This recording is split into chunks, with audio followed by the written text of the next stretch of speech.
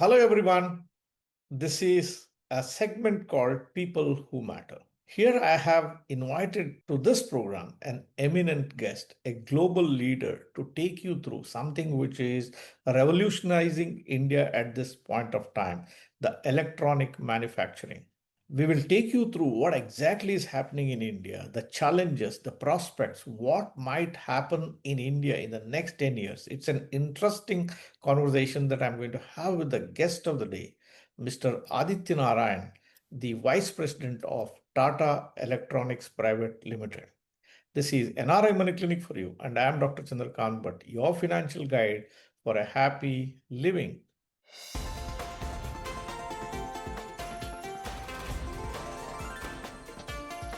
NRI Money Clinic. No hype, just the right advice. Over 95% of the people will never have a good retired life. Why? The reason is very simple. No planning or faulty planning. When it comes to question of retirement planning, ignorance is not bliss.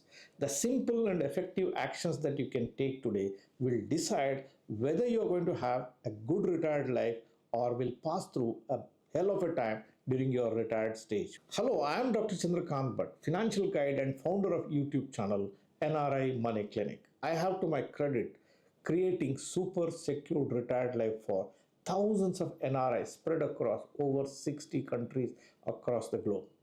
I will be conducting a webinar on stress free retirement in India.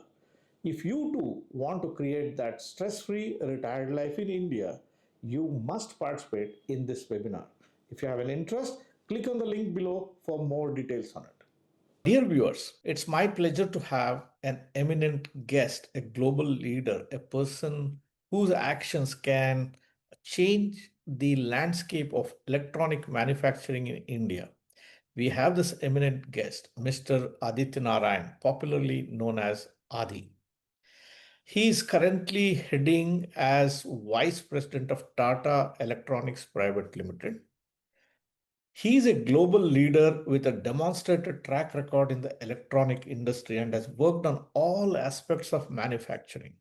Adi oversees the technical development across several engineering teams such as CNC, machine tooling, etc. Prior to joining the Tata Electronics, Adi served as the head of materials engineering manufacturing at Google. He has over 18 years of industrial experience in designing, developing, scaling, manufacturing supply chain of innovative and eco-friendly solutions for consumer products. In his leadership journey, he led a global team across three different regions, US, Taiwan, and China, and was responsible for the entire Google hardware portfolio. At Google, he spent considerable time in Asia scaling up factories for Google products and innovated many first to market material solutions for Google hardware devices. Prior to joining Google, he was at Apple as a SME in their plastics new products and manufacturing design group. Adish's mission is to design and manufacture consumer products of differentiated aesthetic appeal and high performance. Welcome to this episode, Mr. Adi. And we are excited to talk to you about everything about electronic manufacturing, what's happening in India, why it's an exciting field. And I would like to get the picture which is not available for the general public. You are a person who is leading this revolution from the front. And let me ask you the questions that are there in the minds of several people who want to invest in this line. Thank you, Dr. Butt. Thank you for inviting me to your panel. I watched a lot of your content with eager intent, and it's a good opportunity for me to share some of my views with your viewers. Adi, everyone is talking about electronics manufacturing. Please elaborate on this fundamental shift which is happening in India. We used to import a lot of these electronic goods before, but we see lots and lots of electronic items getting manufactured in India. What exactly is happening?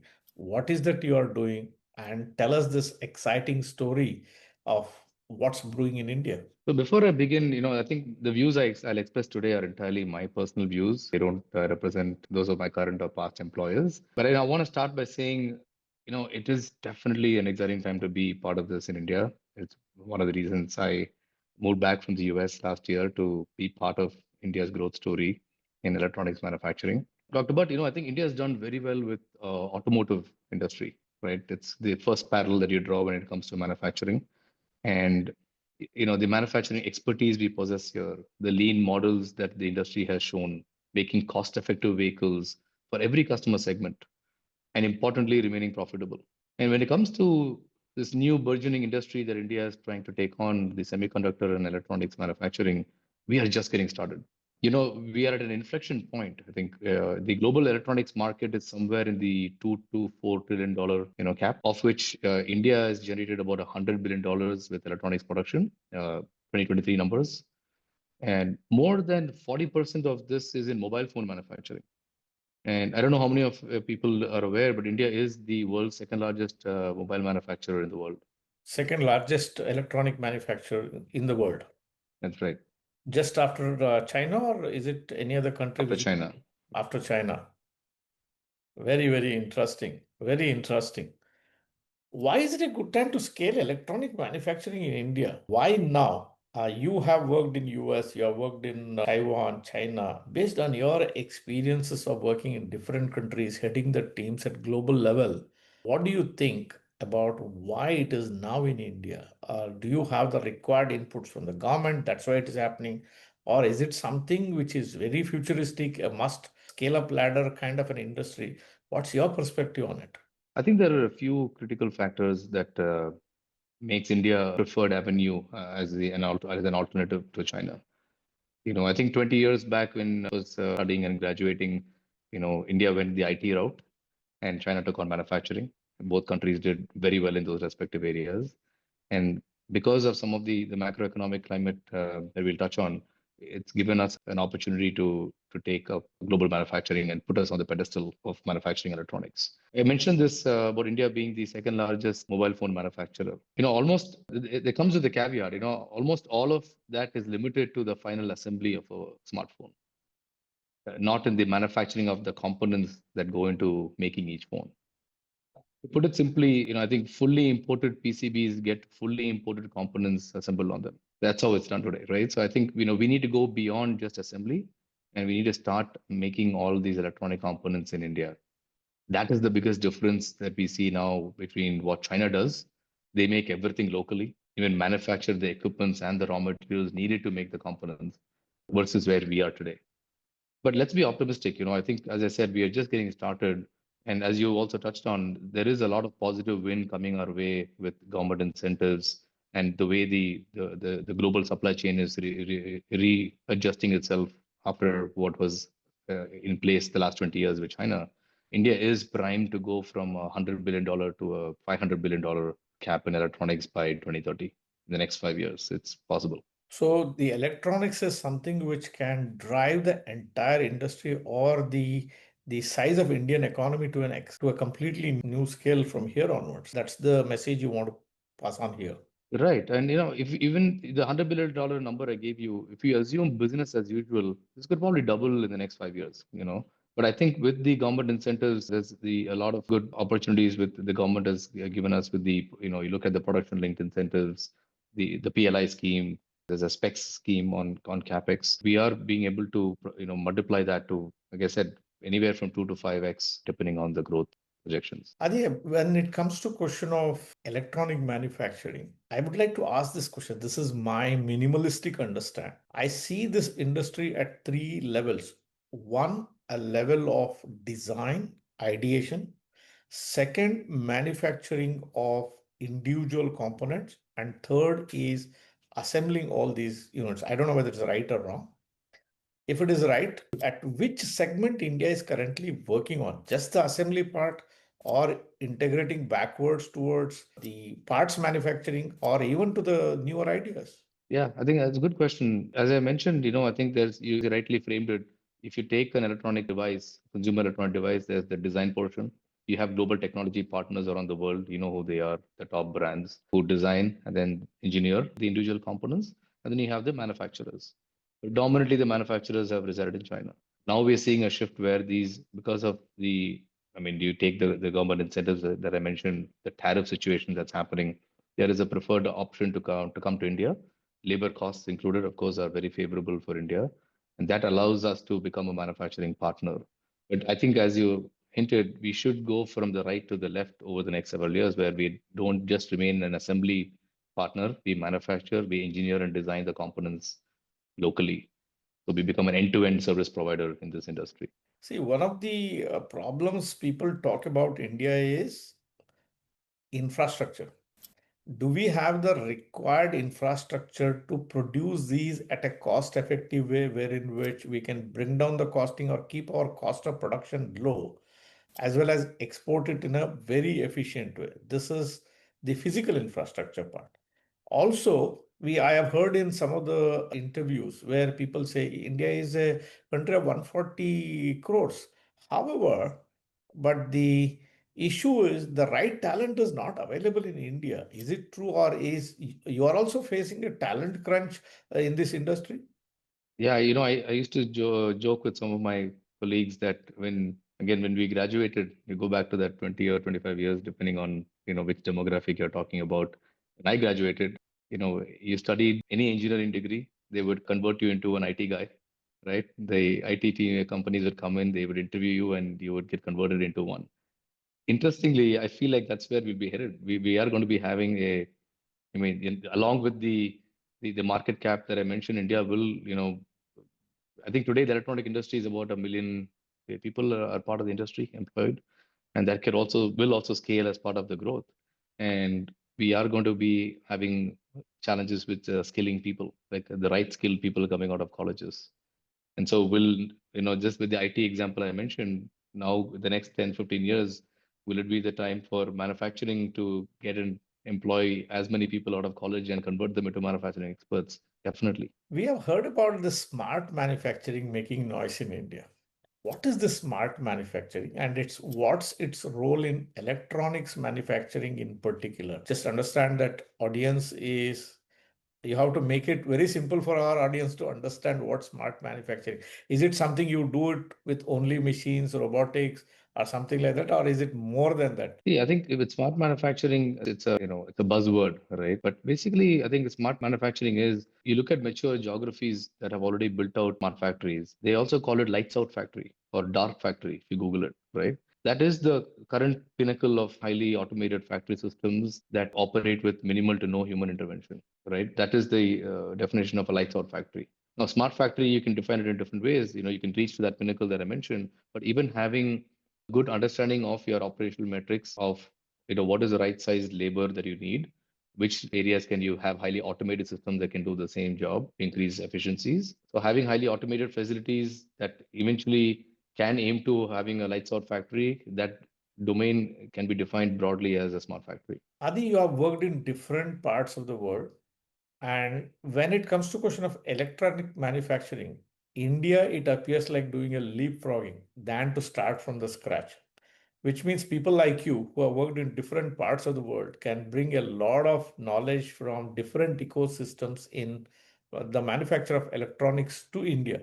What is that the Indian manufacturers can directly learn from people who have already done it elsewhere? I think there are three big lessons to learn from, I'll call it the mature ecosystems, right? The first lesson is we touched on this earlier. We have and we will probably continue to have a shortage of skilled labor. In 2023, with the $100 billion number that I gave you, and about 1 million people in the workforce, business as usual will get us to probably a 2 million workforce that will join this industry by 2030. With these government-backed incentives to boost the industry, we might end up needing 4 to 5 million people by 2030. So the electronic industry will need to harness human capital like never before. That's one lesson I see that we have to learn and learn fast on how we'll get there. The second lesson is we need to revamp our R&D and design ecosystem. Right? I mean, I mentioned India's mobile phone sector being the second largest. It's primarily still assembling phones and less of designing or manufacturing components. But to compete with global matured manufacturing ecosystems, we must invest in design and R&D. I'm not sure if these numbers are exact, but take it with a grain of salt. In 2024, India spent about 1% of our GDP on R&D. And you look at mature geographies like US and China, they probably exceeded more than 2.5% of their R&D, on their GDP, right? So we have and we have fantastic academic institutions, and I think we must foster more academic industry R&D collaboration clusters to build our own homegrown IP, so that we can bring a lot of design and engineering finesse into what we do and go beyond just being a manufacturing provider. The third lesson is, as I noted earlier, there's a big dependence because of where we are starting on imports for making this, right? So we import the components. Even if we start making components today, we have to import the equipment. And these are pretty advanced custom designed machinery. And because of that, the costs of these can increase, and there are supply chain risks that will persist until India becomes self-reliant. So we must accelerate localization efforts to invest in building equipment and materials ourselves, including digital technology indigenously. And the sooner we digitize our manufacturing ecosystem, the Smart Factory initiative, it serves us better to be competent. So in summary, the three lessons are the skilling of our burgeoning workforce, the increasing R&D spend to innovate and differentiate, and bring in advanced automation technology that will help deploy these Smart Factory initiatives. Adi, you are somebody who is at the helm of affairs. You know what exactly is happening. You know what are the drawbacks. You know what are the challenges. You work with the top management. You also work with the policymakers in the government. Do you have any mechanism or any system in place where you tell the government, look, we are looking for such and such a talent. When we need that, we don't get that. Probably 5, 6, 10 years down the line, this is the kind of talent pool we want to groom in India. Is there a active collaboration between something like Tata Electronics or other manufacturers in the country, along with government and the academics here, to produce such kind of talent in the country? Is there something which is really happening there? See, the interest is the general public is watching. What kind of a job will I get if I join such courses? For the viewers, you should tell me what kind of a job, if they pursue, or the degrees that they pursue, they can find a good employment in the electronics manufacturing. It's a tricky question, Dr. But I think tricky because a lot of these skills don't exist. To kind of let us baseline ourselves there. Again, the traditional engineering degrees like mechanical engineering is going to be obviously a huge part of what is needed in this space. Mechanical, electrical, electronics.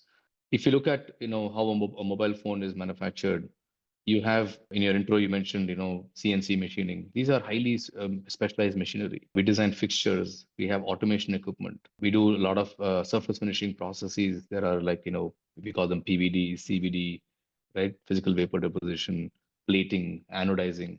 These are all very niche areas. You don't have anybody in the vast majority of institutions. There may be exceptions, but in the vast majority of institutions, nobody is graduating with a CNC engineering degree. Nobody is graduating with an automation engineering degree, right? Nobody is graduating with an anodizing engineering degree. So these folks come out with the more traditional academic programs that still exist today from the last 20, 25 years, which is a mechanical engineer or a electrical engineer or a chemical engineer. Sure, that serves them well to have their fundamentals.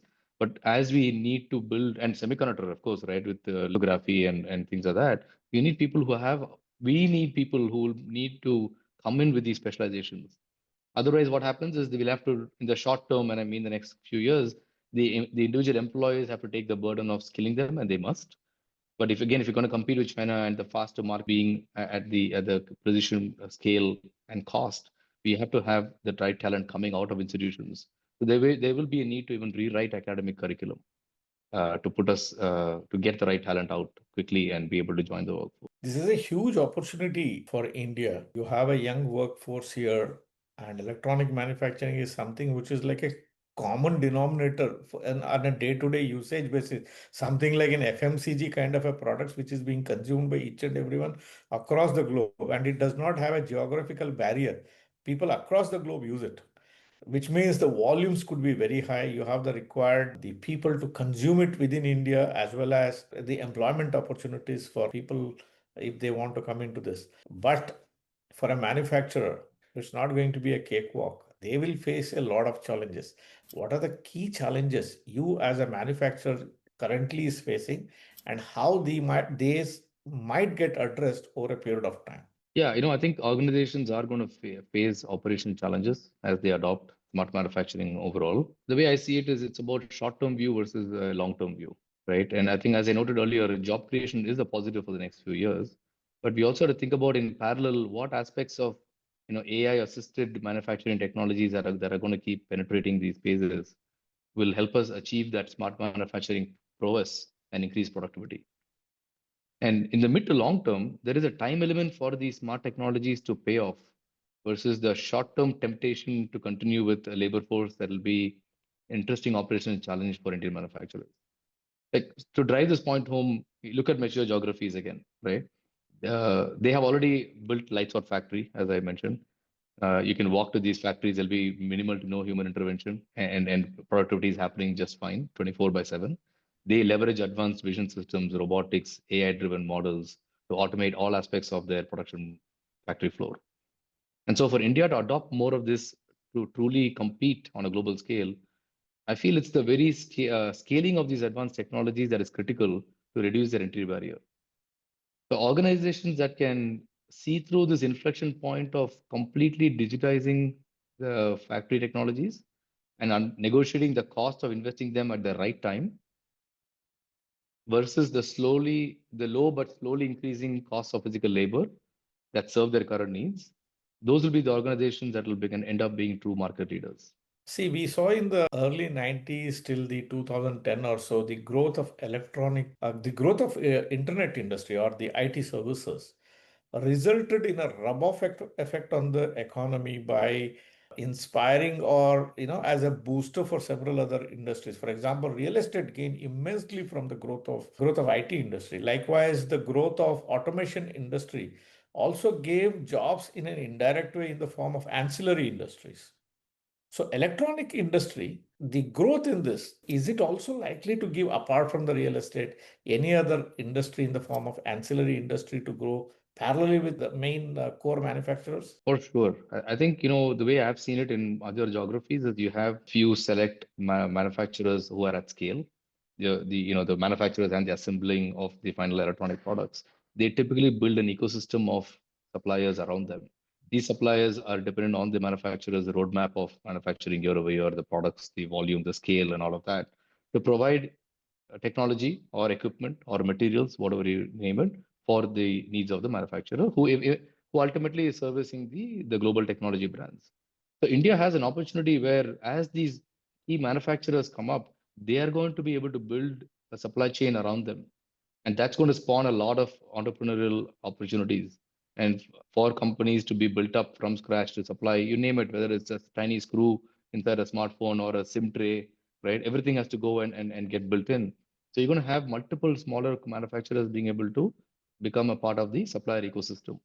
So it's going to have a healthy ecosystem, much like automotive has. You have the top manufacturers, and then you have all the tier one, tier two supply chain for them. The semicon and electronics manufacturing has to be built around the same way, and it is starting to happen. So you say there is a lot of opportunities for employment in the electronic industry itself. But if we consider what rub-off effect it can give in the economy for ancillary industry as well as for real estate and etc., probably I'm not wrong to say that this could be the one which is an employment generator which will accelerate in the next 8-10 years. Is it a fair statement to make? But I can leave you and your audience with a couple of thoughts, right? And these are again my personal views. I mentioned the electronic industry will need to harness human capital like never before, right? We will need highly skilled workforce to be part of electronics manufacturing. And this requires, as I mentioned, rewriting academic curriculum to produce top talent that's ready to enter the manufacturing workforce. This is a tremendous challenge, but also an exciting opportunity for students and young engineers to skill themselves and create a demand for their time and talent in this space. And with the government of India's vision for Viksit Bharat or developed India, right? This is the initiative to transform India to become a fully developed nation by 2047, which will be our centennial year of independence. This vision itself will necessitate a comprehensive approach to broad development, aiming to achieve economic prosperity, social progress. And my personal view is that the semiconductor and electronic manufacturing will be a strong driver, if not the primary driver, to enable this Viksit Bharat vision to get India to become a fully developed nation. And hence, to be part of this high growth industry in India in any shape or form, whether you're an entrepreneur trying to become part of the supply chain, or becoming a budding student that wants to join the workforce, or an investor to look at the space, it helps boost individual prosperity. Well, it all looks very rosy at this point of time. Do you think can geopolitics play a spoil sports in this? Can something derail this beautiful journey you are expecting in next 10 years? Are there any key risks you see from outside of the borders? Happening around us right now, or as we speak, right? That whole tariff situation that's happening, it'll be interesting to watch. I don't have a perfect answer for you. I generally don't know how things will, eventually pan out. But what I can see in the last 20 years that I've been part of this industry, this is the first time there is a concerted effort to move supply chain out of one specific geographical region to other regions. And so I think it's very opportune for India to take this on. We're getting an opportunity like never before. Of course, I think there will be other developing nations that are in the race now to become that China plus one alternative. My personal view again is that the honorable government is doing everything within its powers to incentivize and boost the economy with the incentives that I mentioned, the PLI schemes. All this is going to help manufacturers being able to benefit from the incentives given to build up their ecosystem. And as the manufacturers become more capable, the suppliers become more capable, talent comes in, investors get to benefit. So I think the overall it's a snowball effect that the government is trying to create. And I remain optimistic that despite year over year challenges that may come, it is India's turn to shine and shine well in this space. See, in my opinion, the specific advantage India carries in this whole game of electronics manufacturing is, unlike smaller countries like a Vietnam or a Taiwan or somebody, we have a huge local demand to cater to, right? That no company can say that this demand does not exist. But if you take any other country in the world, barring probably China, you can't have that kind of such a big demand to support an industry itself. Probably that would work in our favor. And let anything happen in the geopolitics. Finally, our consumption market remains ours, and that cannot be disturbed by anyone else. Do you agree with this? Absolutely. I think year over year, you're seeing that the average Indian consumer is willing to spend more, right? And their earning power is also increasing. The global technology players are looking at India as a big market for them. It comes from the fact that there is a consumer market that's available. Now it's just that it patches with the manufacturing economics is also benefiting India a lot. So it's a very unique time, which is why I feel, again, it's not very often that the supply chain readjusts itself. Usually, once you're in the space, China has always been the manufacturing hub for the world. They have progressively improved their efficiencies. Other companies within the ecosystem get developed, but rarely has anything significantly gone out of China in this space, in electronics manufacturing. And so for India to take this on at this time, the market need for the young population, we have the youngest population, as you also noted, with the youngest population coming out of colleges and willing to join our workforce. If we're able to keep getting the right skills to, for more employers to be benefiting from that, and we upskill our precision manufacturing capabilities, the smart factory initiatives that are being deployed, all these have to go together. Over the next few years, it'll be an interesting ride. But I think that journey from now to 2030 is where India is going to really take off. And once you get there, I think there's no looking back, right? So the next 5 years will be critical for the boost and for us to take a larger piece of the pie, if you will, of that $2 to $4 trillion economy that I noted in the beginning. And we are well on our way to become a self-sufficient, fully developed nation. Adi, I know you're running out of time. I'll just conclude this with one last question.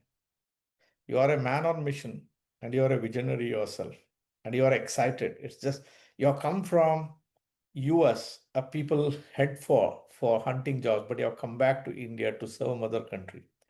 How do you see India 10 years from now with the kind of works that are happening in the manufacturing of these electronics in India? My question is from not from the industry alone perspective, but for the man on the ground. How does it impact the jobs, prosperity, increase in income, a social status, people who are going out of the country? Will they find a reason to stay back because of these development? Just give me your perspectives around that. Sure. I think the job creation in this space is very, very optimistic. As I noted, 1 million employees probably in this space today can go up to 5 million jobs to be created over the next 5 years with the manufacturing really getting boosted and taken off. So that's a big opportunity for people who are, people coming out of college, but also, experienced individuals looking for career opportunities to get into the space. That's number one. Number two, with the ability to create this broader ecosystem of not just one or two key manufacturers, there's going to be a full supply chain of localized efforts. Whether you're an equipment manufacturer, whether you're a raw material supplier, all of these people who are maybe existing employers too, who may be watching your show, they are probably looking at, say the automotive industry, who want to create a new vertical and are ambitious to grow their industry to the next level. I think the electronics manufacturing provides that pedestal for them. There's always been year over year automotive growth for them. Now they have an entirely new industry that is now really be burgeoning growth for them to invest their capital and look at. So I would also urge for existing, automotive supply chain to look at how can they grow into other areas of electronics manufacturing. And lastly, I think for the average individual as well, whether it's you're a parent of a child trying to get into, the traditional for industry sector, here is a new industry sector for you that's coming.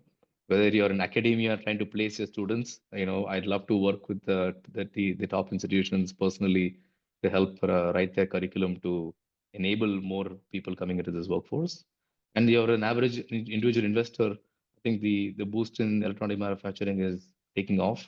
And so I would, if I was an investor personally, I would keenly watch the space to see what are the enabling technologies and the manufacturing companies that are going to be flourishing in this space in the years to come. I'll leave you with that. Thank you, Adi. You have enlightened our audience with what exactly is happening behind the scenes. People do not see it in the beginning, but a time comes where it becomes a talk of the town. It is time for you to see how you can benefit from this electronic manufacturing revolution which is happening in India today. Be it the employment, be it choosing the right companies to invest your money, or to be focused on this, or to get the benefit out of anything like an ancillary industry or anything. It's the future is pregnant with many possibilities. Thank you very much, Adi, for bringing all these points for the benefit of my audience. I remain in gratitude to you. With God's wish, I would like to interview you again 10 years down the line and take a recap from today's video and see where you reach. I wish you all the best in achieving your vision of India 10 years down the line. Thank you very much, sir. Thank you, Dr. Bhatt. It was wonderful being on your show. Dear viewers, hope the interactions I had with Mr. Adi, the man who is in the helm of affairs in electronic manufacturing in India today, helped you to understand what exactly is happening behind the scenes. Please do give me a thumbs up. Do share these videos with each and everyone, particularly the youngsters of today who are looking out for jobs. For those of you who are parents who are looking out for bright careers, then you should must watch this and share in all the social media where parents can get a cues and probably draw the attention of these young minds to join this particular industry. Thank you very much for watching this episode on NRI Money Clinic. Do subscribe for the channel. I'll be back with you with yet another expert, with yet another video next Tuesday. Till then, stay safe. Jai Hind. Press the bell icon for more details and subscribe our channel.